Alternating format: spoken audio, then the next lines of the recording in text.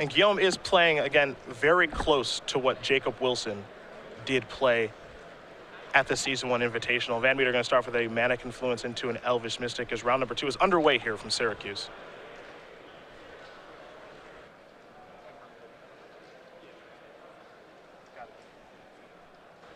A Temple of Malady and a passing of the turn. Back VanMeter's way.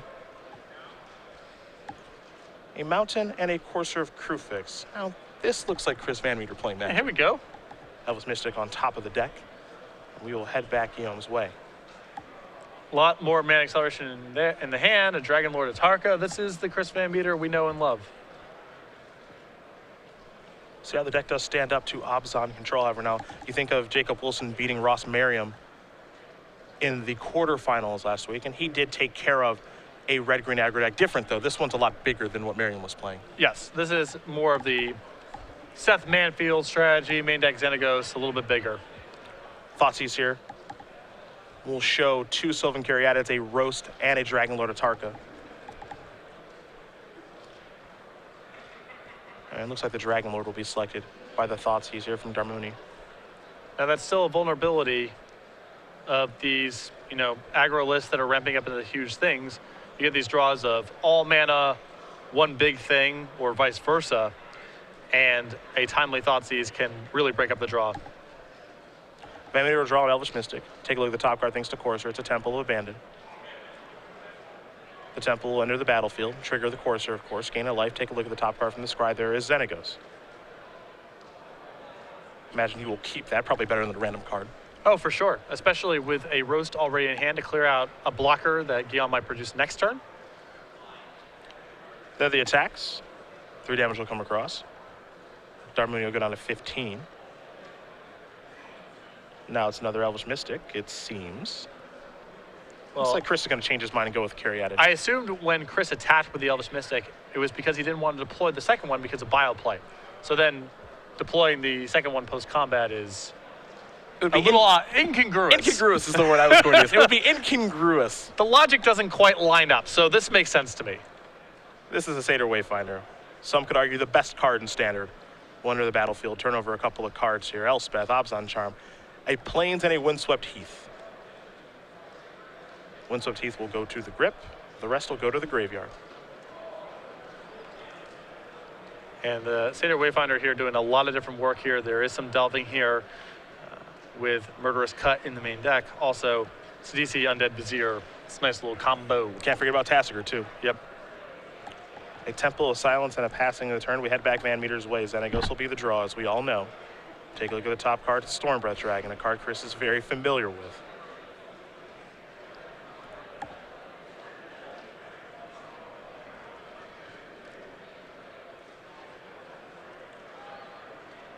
See if he wants to go the Xenagos route here.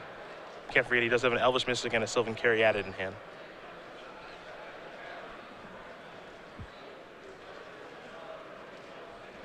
We'll take a damage from Mana Confluence. Now here is Xenagos. Starts with 3 counters. We'll see if it goes up to 4 or if it pumps out a Satyr token. Seems like a good spot for a Satyr. Chris does agree, and he will serve in here.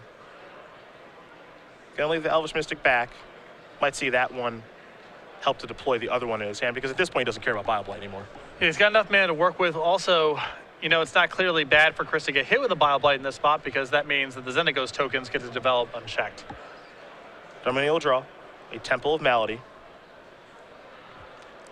Very slow start here for Guillaume. Well, this is where you can capitalize on decks like Abzan Control. They don't do a ton in the first couple turns of the game. It's why Ultimate Price and Murderous Cut are so important for this deck. They need cheap ways to break serve. Guillaume with only one of each of those cards in this deck, 1 Ultimate Price and 1 Murderous Cut. And so if he's doing things to impact the board, they're probably 3 or 4 mana. And when you're already behind, well, that's your whole turn, and you can only have so much of those exchanges before just all the chip shots add up and you die. Temple of Malady will allow Scry, top card, to go to the bottom here for Darmouni. And a lot of Guillaume's best plays here is big creatures to block. They don't work because Chris still with the Roast in hand. Stormbreath Dragon, the draw. The top card is a Rugged Highlands.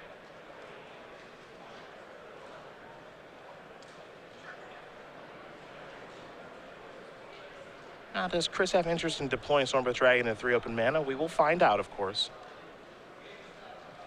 It is a bit risky. Hero's Downfall has to be on the mind. Murderous Cut, Ultimate Price. Though if it is a card like Abzan Charm, that does not stop the dragon. Well, I don't think you can really afford to play around Murderous Cut necessarily because it's trivial for Guillaume to just leave that up for the entire game.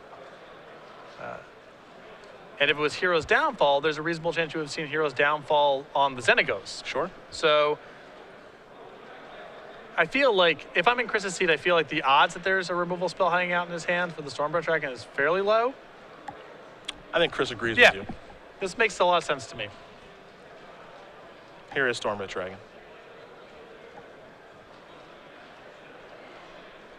Chris also has nothing else to do.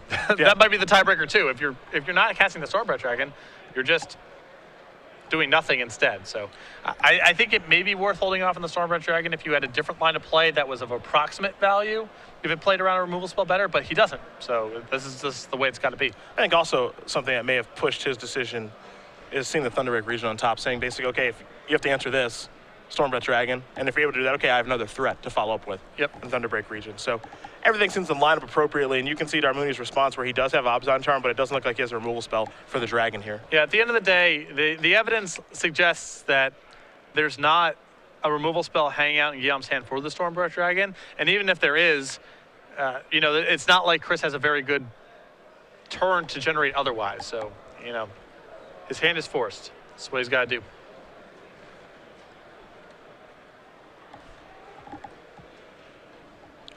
Darmouni will take a look at things. He is certainly underneath some pressure here, and it doesn't look like there are many great blocks available. Does have Abzan Charm in his hand, and I suppose could use that to give +2/+2 to his Satyr Wayfinder, and it looks like that's what's going to happen. I mean, this is not too bad for Guillaume here. He does get to get a Satyr off the table. He just gets to untap and attack the Xenagos down, and then if he's able to find a removal spell for the Stormbreath Dragon, things are vaguely on a path to be stabilized. Yeah, ish. The thing is, he just can't afford the 2 life to draw cards. That's another factor too. And in fact, he's falling to 2, so he literally can't afford to do it. VanMeter will pass the turn back pretty comfortably. Darmouni will draw cards. Copy of Elspeth. But we are a little ways away from that. Sansep Citadel, and just a passing of the turn. Can't even afford to attack Xenagos here because the life total is so low. VanMeter will draw Thunderbreak Regent. We'll see the top card of his deck is a copy of Crater's Claws. And if the game wasn't over before, which it feels like it is, Crater's Claws will certainly do it. Roast in hand here for VanMeter. Actually clear that Satyr Wayfinder out of the way if he'd like to. Chris will take his time here on this turn just to make sure he doesn't make some sort of mistake with his opponent at 2.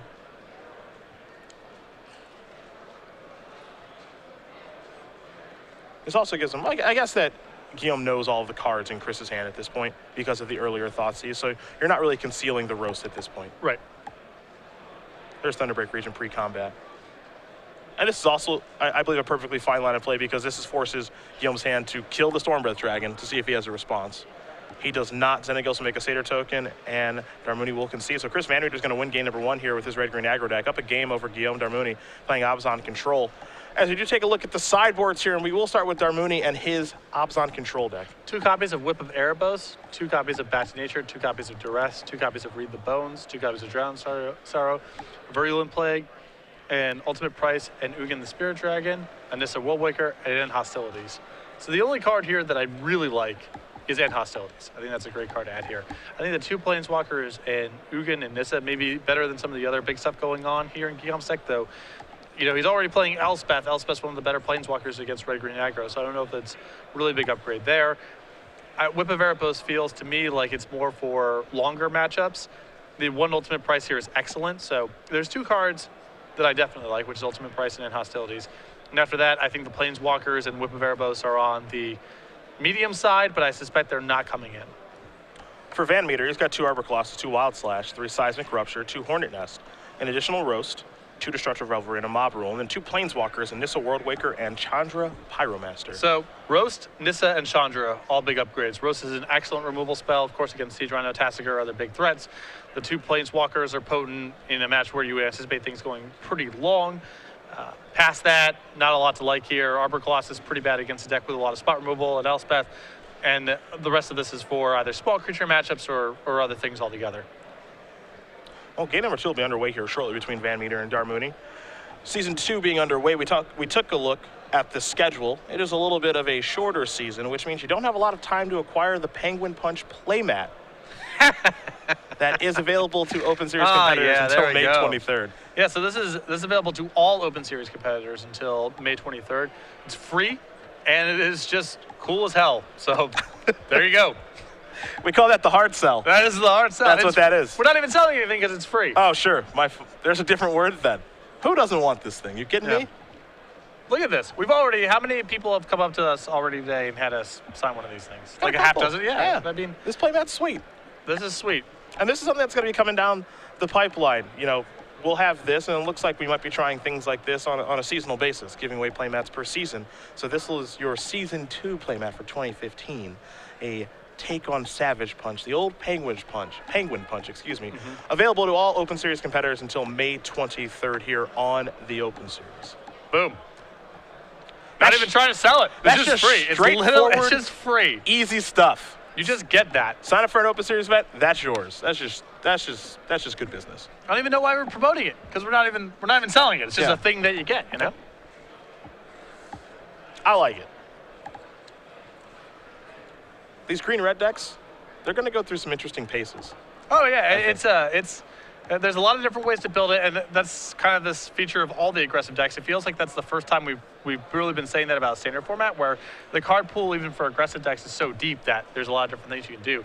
You know, Xenagos in the main deck or no, that's a call people make, and we've already seen different takes. Ross would know Xenagos is in his main deck. Seth Manfield last week at the Invitational, playing a bigger build, doing a lot of things with his mana. You know, Xenagos in the Critter's Claws is more of a line of play for that sort of deck. 3 copies of Haven of the Spirit Dragon in Chris's main deck. Seth also playing quite a few copies of that card. I believe Ross with 0 in his Invitational list last week. So even for a red-green Dragons deck, which that sounds like a deck where, yeah, there's the 60 cards and that's what you play. Clearly that's not the case. Just building decks nowadays is so much different than building decks 10 years ago, where before it was just kind of straightforward with what you were supposed to do, it felt, with some minor changes, but you didn't have as many options as you do now. And a lot of these decks, be it blue control, be it Abzan, there's so many different ways you can build an Abzan deck. Yep, well, Abzan especially, because that's the classic deck full of powerful stuff. Yeah. There's no shortage of powerful stuff to choose from. So the base of the deck to me is, you definitely, Corsair, Crewfix, and Siege Rhinos are just sort of your raw resource cards.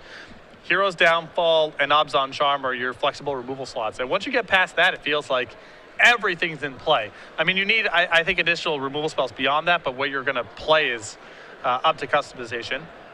And then, if you want Sidisi, well, then Cedar Wayfinder is probably a card that you had to play, and you almost certainly have to play Elspeth as one of your planeswalkers, but it's not like you really mind playing Elspeth because it's pretty powerful on its own. I don't know, the decks feel like there's a lot of room for customization, particularly of the mid-range decks that tilt towards control, like the one that Guillaume's playing where, one Other End, one Ultimate Price, one Murderous Cut, one Garrick, 2 Elspeths. These numbers could be all over the place. Yeah, there's so many different ways you can go. Maybe you play some of those cards, maybe you play none of those cards. Deck building is certainly at a premium nowadays, as both players will take a look at their opening hands. Darmouni will be on the play, as VanMeter ran him out of the gym in the first game.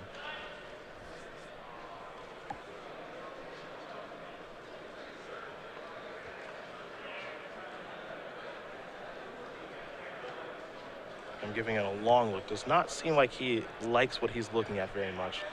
Feels like a reluctant keep, but a keep nonetheless, as here's a Temple of Baladi. Take a look at that top card. It'll become the bottom cards. We had VanMeter's way. Chris will take a draw. Xenagos is what he's picked up. Rugged Highlands will put him up to 21. We'll head back to Guillaume here in just a moment. Guillaume with a pretty good looking hand. Looks like there's lands and spells and all of his colors of mana, so. You do see the Windswept Heath there providing the white mana. Land will waste an additional land as well. It looks like it's a hand of all removal spells and a Whip of Erebos. It's an expensive hand. Yeah, an expensive hand. A hand that can definitely go wrong in a number of ways, but a solid 7-card hand. Haven of the Spirit Dragon into Sylvan Caryatid. You see Darmouni wants to take a look at Haven of the Spirit Dragon, see exactly what that land does. Combo with dragons. Nice. Really, really good. Thank you. Gets them back. Yeah. Helps you cast them. Mm-hmm. There's a deck with a lot of dragons, and so here we are. You know what that is? Good deck builder. Absolutely. Windswept Teeth and a passing of the turn.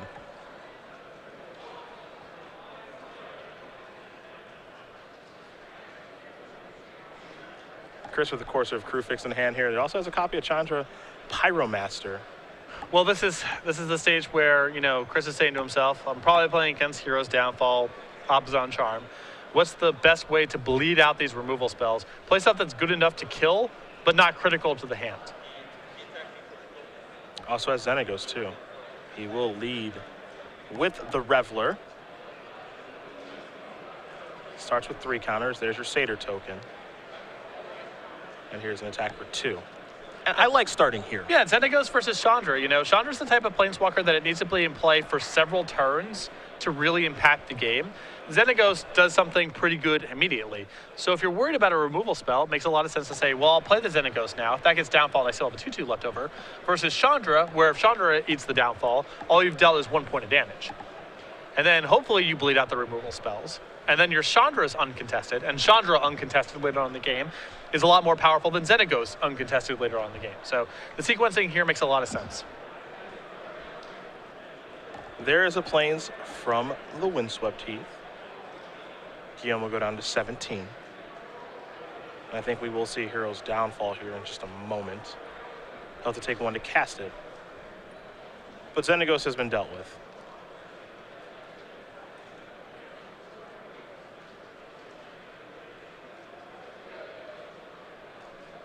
Darmouni will draw. It's a copy of Murderous Cut. There's another Windswept Heath, so that'll be land number 4.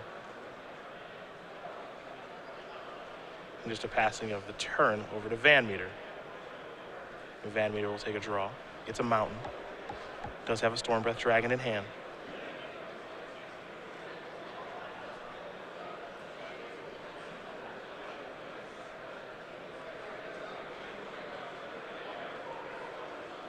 Now you can see how critical this 2/2 token is. Guillaume's hand, nothing but removal spells. He's probably going to be able to exchange removal against the threats that Chris deploys for a couple turns. But all the while, that 2/2 is going to be chipping away, or it requires another removal spell out of Guillaume. There's the attack for 2. This is a Courser. Top card is an Elvish Mystic. Mountain will enter the battlefield. That'll, of course, trigger the Courser. VanMeter will gain a little bit of life in the process, up to 22. He's happy to pass the turn back. Guillaume will sacrifice his Windswept Heath, go a little bit lower here, get a Forest or a Plains out of his deck. And this is a matchup where you might really see these Haven of the Spirit Dragons come into play, because most of Guillaume's removal that can handle Stormbreath Dragon puts in the graveyard. It's not exile it. Because Utterain can't touch it, and Abzan Charm can't touch it because of protection from white. So this game drags out for a really long time. Chris, with those 2 lands in play, if he's able to find one of his big dragons, particularly Stormbreath because it can't be exiled easily, that could be a real element of this game. And that is not something to ignore.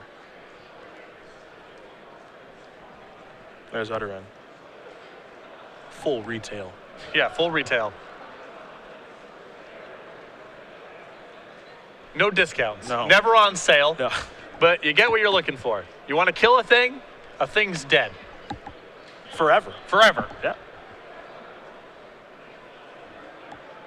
Darmouni just has to pass the turn back, no 5th land. VanMeter will draw that Elvish Mystic that we all know about.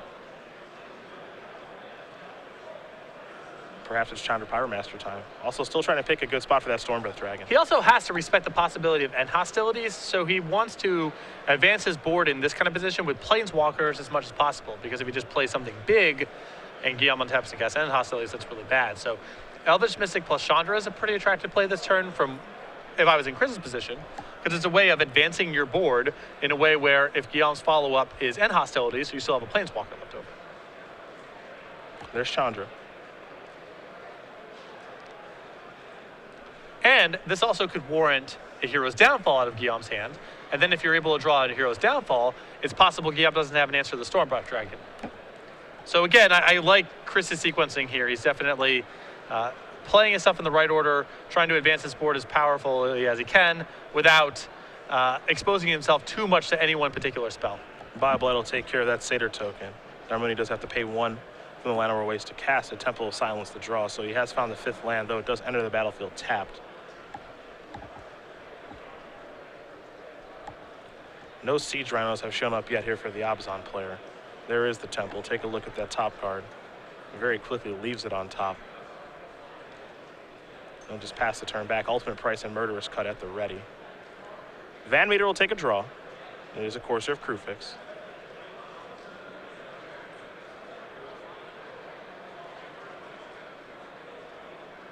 See how he wants to go about using his Planeswalker and Chandra.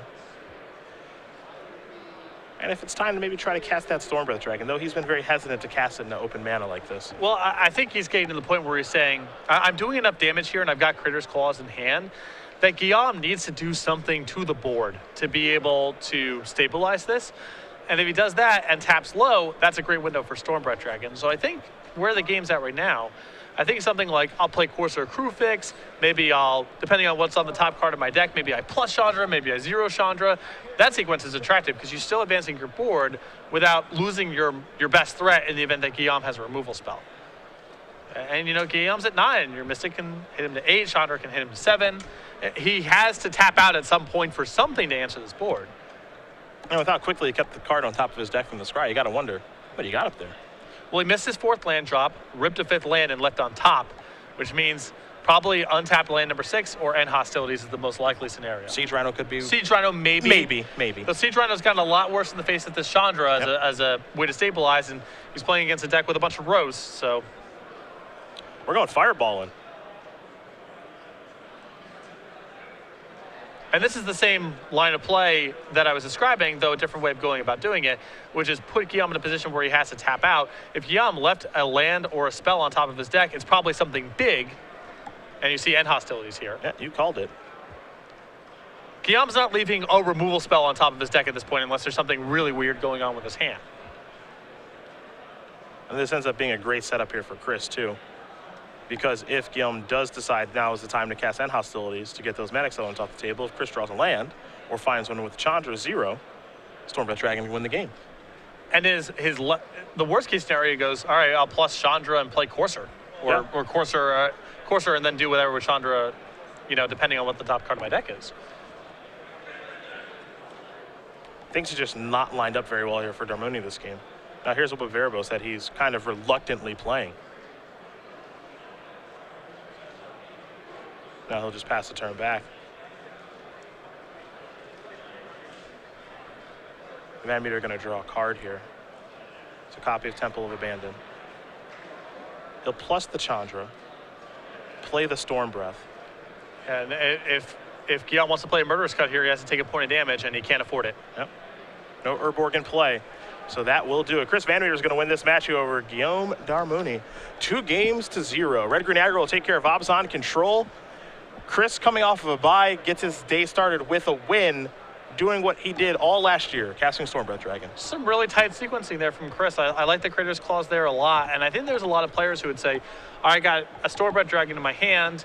What's a way to finagle this board so I can cast the Critter's Claws with the Ferocious trigger?